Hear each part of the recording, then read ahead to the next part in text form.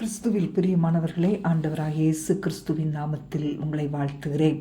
2 பேதுரு 3:18 நம்முடைய கர்த்தரும் இரட்சகருமாகிய இயேசு கிறிஸ்துவின் கிருபையிலும் அவரை அறிகிற அறிவிலும் வளருங்கள்.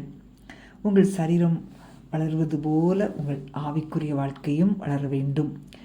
சரீர வளர்ச்சி பெறுவதற்கு நல்ல உணவு, ஊட்டச்சத்து இதெல்லாம் சாப்பிட்றீங்க. அதே விதமாக தேவனுடைய வார்த்தை நம்ம ஒவ்வொரு நாளும் வாசிப்பதன் மூலம் உங்களுடைய ஆத்துமா வளரும். எதிராளியாகிய பிசாசு, ஈயும் அக்கினி ஆஸ்திரங்களுக்கு நீங்கள் தப்புவிக்கப்படுவீர்கள். அன்பான தேவனுடைய பிள்ளைகளே, ஆண்டவராகிய இயேசு கிறிஸ்துவின் கிருபையிலும் அவரை அறிகிற அறிவிலும் வளரும்போது உங்கள் வாழ்க்கை பரிசுத்தாவின் கனியை வெளிப்படுத்தும். அதுதான் மற்றவர்களுக்கு முன்பாக உங்களை கிறிஸ்துவுக்கு சாட்சியாக நிறுத்தும்.